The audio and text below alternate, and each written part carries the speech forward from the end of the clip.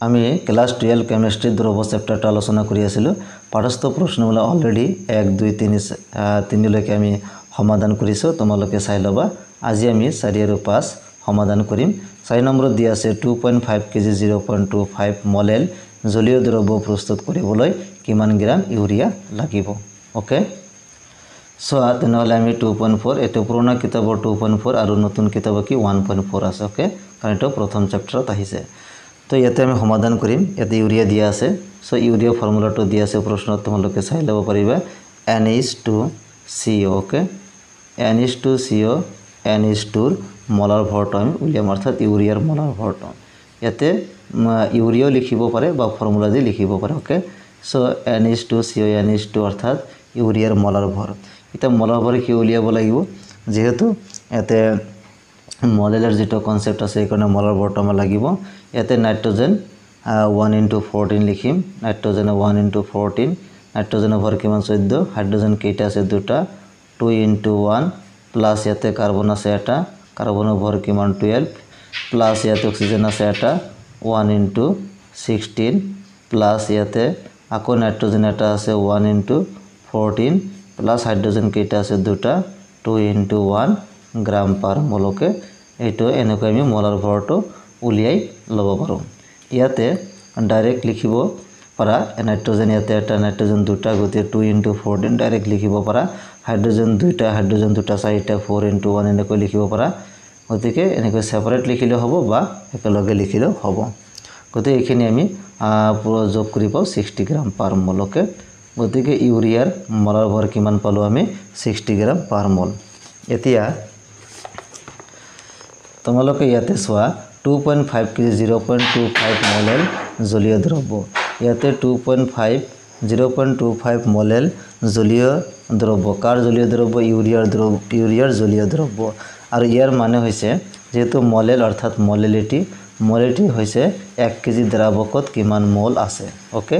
মোলেলিটি মানে কি 1 কেজি দ্ৰাৱকত কিমান মোলেল আছে অৰ্থাৎ 1 কেজি দ্ৰাৱক ইয়াতে পানী ব্যৱহাৰ কৰা হৈছে 1 কেজি পানী অৰ্থাৎ 1000 গ্ৰাম পানী আমি ক'ব পাৰো ওকে অৰ্থাৎ 1000 গ্ৰাম পানীত কিমান মোল 0.25 মোল ইউৰিয়া দ্ৰৱিত হৈ আছে ইয়াৰ অৰ্থটো এইটো হ'ব সো ইয়াতে 0.25 মোলেল জলীয় দ্ৰব্য মানে অৰ্থাৎ ইউৰিয়াৰ জলীয় দ্ৰব্য মানে কি বুজায় মই লিখি দিছো এটো পৰীক্ষাত আহিলো তোমালোকে এনেকৈ লিখিব লাগিব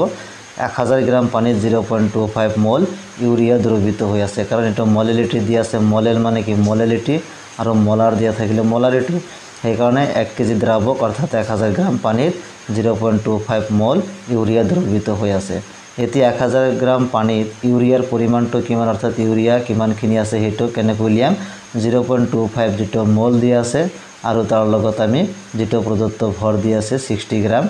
মোলাৰ ভৰ যেটো দিয়া আছে হেটো আমি পূৰণ কৰিব লাগিব ইকুৱেল টু 0.25 আৰু 60 পূৰণ কৰিলে কিমান আহিব 15 গ্রাম ওকে এটো নিশ্চয় বুজি পাইছে ইয়াতে n মানে হৈছে কি নাম্বাৰ অফ মোলস অৰ্থাৎ মোলৰ যেটো ফৰ্মুলা আছিল small m divide by capital M okay small m মানে হৈছে প্ৰদত্ত ভৰ যেটো ভৰ দিয়া থাকিব আৰু ক্যাপিটাল M মানে হৈছে মোলাৰ ভৰ যেটো আমি উলিয়াও ওকে গতে ইয়াৰ পৰা আমি 1000 গ্ৰাম পানীত ইউৰিয়া আছে অৰ্থাৎ স্মল m ৰ মানটো উলিয়াব লাগে ওকে স্মল m টো কেনেকৈ উলিয়াম small n into capital M okay n ৰ লগত m পূৰণ কৰিব লাগিব n কিমান নাম্বাৰ অফ মোল অৰ্থাৎ মোল কিমান দি আছে 0.25 এটো প্ৰশ্ন দি আছে 0.25 মোল ওকে ইনটু m মানে হৈছে মোলাৰ ভৰ গতি ইউৰিয়া মোলাৰ ভৰ কিমান হৈছে 60 গ্ৰাম পাৰ মোল গতিকে 0.25 আৰু 60 এই দুটা পূৰণ কৰিলে কি 15 গ্ৰাম আহিব ওকে ইয়াতে মোল ইয়াতে গ্ৰাম পাৰ মোল ইয়াতে কিমান দি আছে ইয়াৰ এককটো আছিল মোল আৰু ইয়াতে গ্ৰাম পাৰ মোল তেনেহলে পাৰ মোল আৰু মোল কেনসেল গৈছে বাকি আছে আমাৰ কেৱল গ্ৰাম গতিকে 15 গ্ৰাম আৰু এতে কিমান আছে তো ভৰ ইয়াতে ভৰ এককটো গ্ৰামে হয় গতিকে ইয়াতে আমি গ্ৰাম লিখিব পাৰো ডাইৰেক্ট 1000 গ্ৰাম পানীত ইউৰিয়া কিমান গ্ৰাম আছে 15 গ্ৰাম আছে এতিয়া 15 গ্ৰাম ইয়াতে কিমান আছিল 1000 গ্ৰাম পানীত এতে দ্ৰব্য বুলি যদি কোৱা হৈছে অৰ্থাৎ 1000 গ্ৰাম পানীত ইউৰিয়া আছে 15 গ্ৰাম 1000 গ্ৰাম এটো দ্ৰাৱক পানীটো কি দ্ৰাৱক হিচাপে ব্যৱহাৰ কৰা হৈছে আৰু ইয়াতে দ্ৰব্য কোনটো আছে 15 গ্ৰাম তেনে দ্ৰব্যটোৰ ভৰ কিমান হ'ব 1000 গ্ৰাম আৰু 15 গ্ৰাম কি কৰিব লাগিব যোগ কৰিব লাগিব কাৰণ এটো হৈছে দ্ৰাৱকৰ ভৰ দ্ৰাৱক আৰু দ্ৰব্য মিলিহে দ্ৰব্য হয় গতিকে দ্ৰব্যৰ মোলাৰিটি বা দ্ৰব্যৰ যেতিয়া এতে প্ৰশ্ন সুধিছে কিমান গ্ৰাম ইউৰিয়া লাগিব গতিকে ইয়াতে দ্ৰব্য মানে 1000 গ্ৰাম দ্যাট ইজ 1000 গ্ৰামৰ লগত আমি কি কৰিব লাগিব 1000 প্লাস 15 গ্ৰাম ওকে এটা যোগ কৰিব লাগিব কাৰণ 15টো হৈছে দ্ৰব্য ইউৰিয়া আৰু 1000টো হৈছে দ্ৰাৱক দুটা মিলিহে দ্ৰব্য হয় সেই কাৰণে এই দ্ৰব্যটো ইউৰিয়া কিমান থাকে যেহেতু দ্ৰব্যৰ কথা মেনশন কৰিছে সেই কাৰণে আমি দুটা যোগ কৰিব লাগিব ওকে 1000 যোগ 15 গ্ৰাম দ্ৰব্যৰ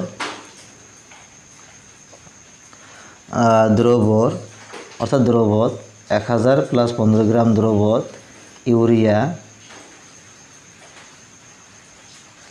ইউরিয়া থাকে equal to 15 gram okay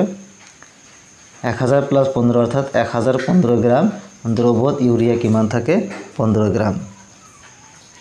okay এতিয়া প্রশ্ন সুধিছে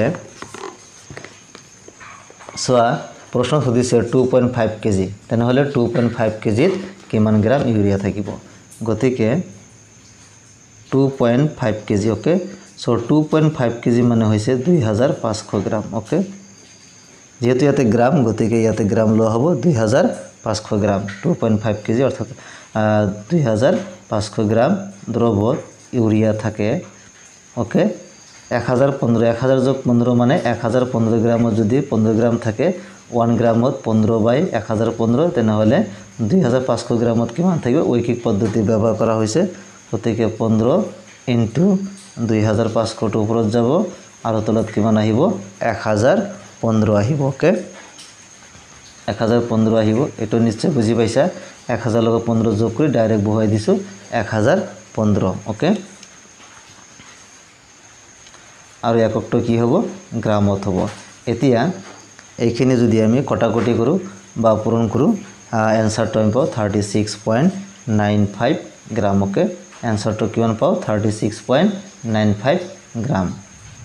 এতিয়া 36.95 গ্রামটো আমি 37 গ্রাম প্ৰায় লিখিব পাৰো ওকে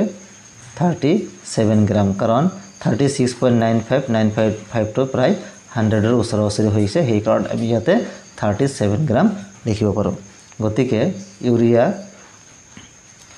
তেনেহলে কি প্ৰশ্ন সুধিছিল কিমান গ্ৰাম ইউৰিয়া লব লাগিব গতিকে লব লগা ইউৰিয়াৰ ভৰ এতে লিখিব পৰা লব লগা ইউৰিয়াৰ ভৰ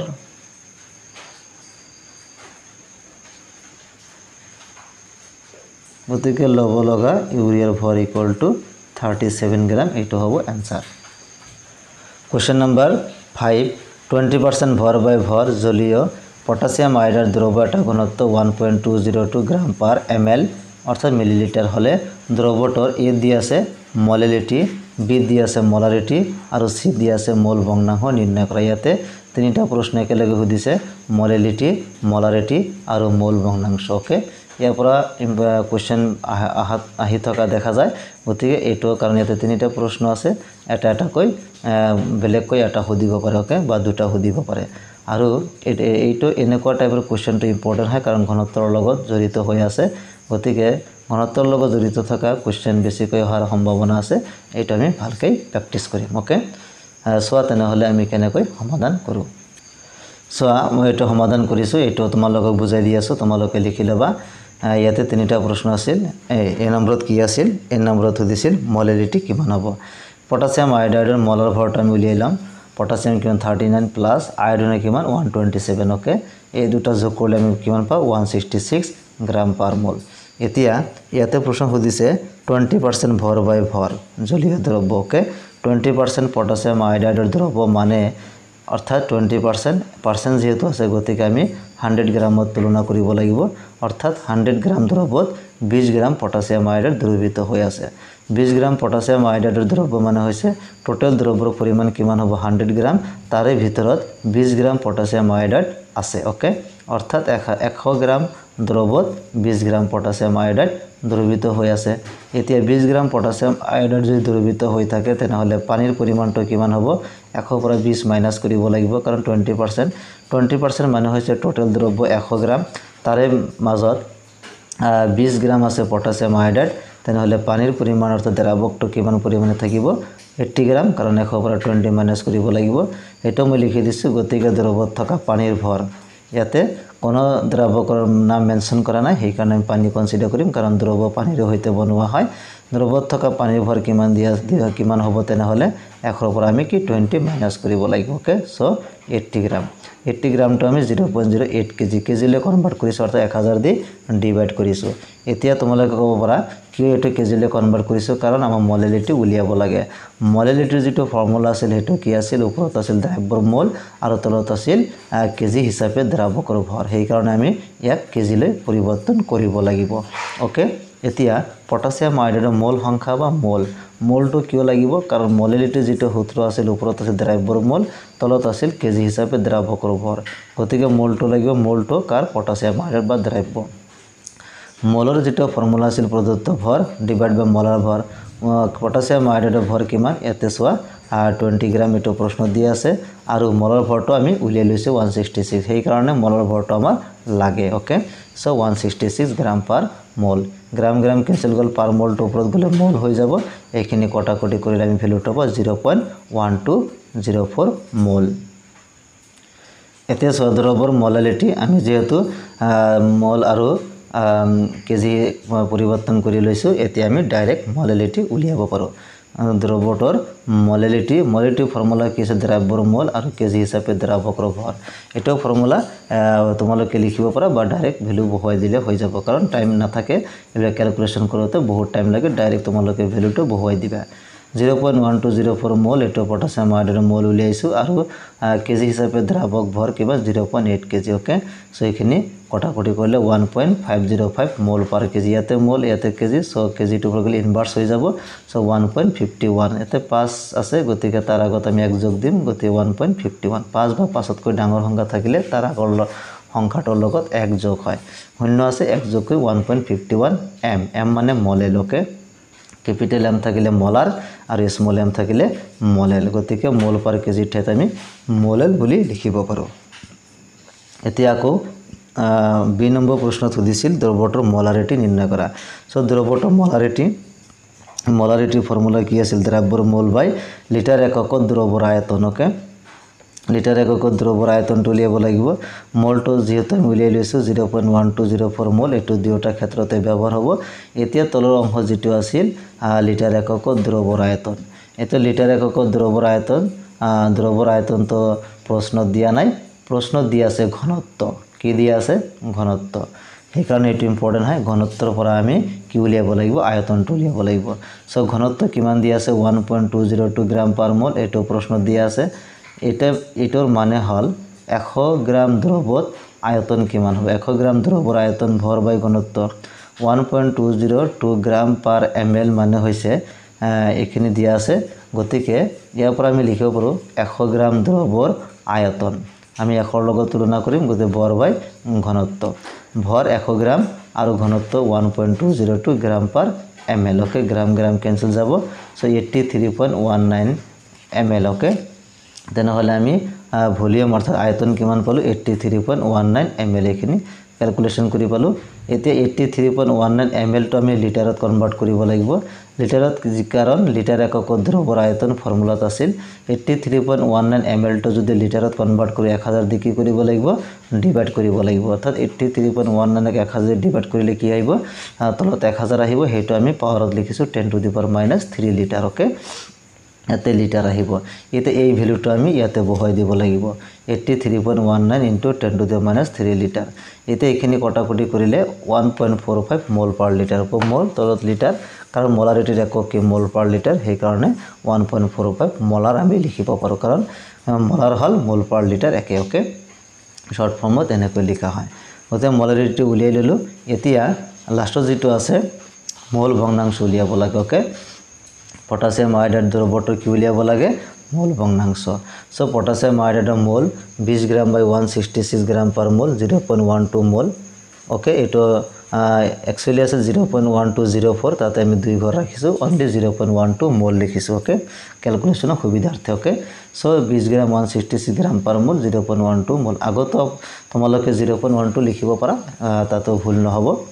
এটা পানীৰ মোল যেহেতু ইয়াতে পানীৰ লগত মিক্স কৰি দ্ৰৱ বনোৱা হৈছে ইয়াতে পানীটো মেনশন কৰা নাই গতিকে মেনশন নকৰিলে আমি পানী কনসিডাৰ কৰিব লাগিব কাৰণ পানীৰে হৈতে দ্ৰৱ কি কৰা হয় বনোৱা হয় গতিকে পানীৰ মোল 80 গ্ৰাম ডিভাইড বাই 18 গ্ৰাম পাৰ মোল এটা 20% আছিল 20% পটাছিয়াম আয়োডাইড গতিকে 20% যদি পটাছিয়াম আয়োডাইড হয় তেনেহলে পানী কিমান হ'ব 100 পৰা 20 মাইনাস কৰিলে কিমান হ'ব 80 গ্ৰাম আৰু পানী মলাভৰ কিমান 18 গ্ৰাম পাৰ মোল এটো ক্যান্সেল কৰিলে 4.44 মোল এটো হল পানীৰ মোল এতিয়া পটাছিয়াম আয়োডাইড দ্ৰৱটো মোল ভগ্নাংশ ইয়াতে পটাছিয়াম আয়োডাইডৰ মোল ভগ্নাংশ উলিয়াব কৈছে কিন্তু পানী মোল কি উলিয়াই লৈছো কাৰণ মোল ভগ্নাংশৰ যেটো ফৰ্মুলা আছে উপাংশটোৰ মোল ডিভাইড বাই আটাইবোৰ উপাংশৰ মুঠ মোল এতে উপাংশ পানী আছে আৰু পটাছিয়াম আয়োডাইড আছে দুয়োটাৰে আমাৰ মোল ভগ্নাংশ দুয়োটাৰে মোল লাগিব তেতিয়াহে মোল ভগ্নাংশ উলিয়াব পাৰিম এই কাৰণে পানীৰ মোল ভগ্নাংশ নুহুদিলেও আমি উলিয়াব মোলটো নুহুদিলেও উলিয়াই লব লাগিব কাৰণ ফৰ্মুলা ব্যৱহাৰ হ'ব ওকে গতিকে পটাছিয়াম আয়োডাইড দ্ৰৱটো মোল ভগ্নাংশ পটাছিয়াম আয়োডাইডৰ মোল কিমান দি আছে 0.12 মোল আৰু দ্ৰৱটোৰ মুঠ মোল অৰ্থাৎ উপাংশ কেইটাৰ মুঠ মোল গতিকে উপাংশ কেইটা কি আছিল পটাছিয়াম আয়োডাইড তাৰ মোল 0.12 প্লাস পানী 4.44 মোল দুয়োটা মোল ক্যান্সেল যাব এখিনি কটাকটি বা সিম্পলিফাই কৰিলে আমি পাও 0.0263 গতিকে এটা হ'ব আমাৰ आंसर গতিকে আজি পাঠস্থ প্ৰশ্নমালা 2.4 আৰু 2.5 ক্লিয়াৰ কৰিলো গতিকে পাঠস্থ প্ৰশ্নমালা ইয়াতে যিকেইটা প্ৰবলেম দিয়া আছে প্ৰবলেম কেইটা তোমালোকে সলভ কৰিবা আৰু মই গোটেইখিনি বুজাই দিছো কিবা ডাউট থাকিলে কমেন্ট কৰি জনাবা আৰু এইবোৰ প্ৰেক্টিস কৰিব লাগিব ইয়াৰ পৰা কোৱেশ্চন প্ৰায় অহা দেখা যায় আৰু চেনেলত তোমালোকে যদি নতুন কাইছা সাবস্ক্ৰাইব কৰি ৰাখিবা কাৰণ আমি ইয়াতে প্ৰতিটো টপিক বাই টপিক আৰু পাঠস্থ প্ৰশ্নমালা এক্সাম্পল আলোচনা কৰি আছো তোমালোকৰ বহুত হেল্পফুল হ'ব পৰৱৰ্তী সময়ত আমি হেনৰীৰ সূত্ৰ সম্পৰ্কে আলোচনা কৰিম আৰু তাৰ লগতে জড়িত কিছুমান প্ৰবলেম আমি সমাধান কৰিবলৈ চেষ্টা কৰিম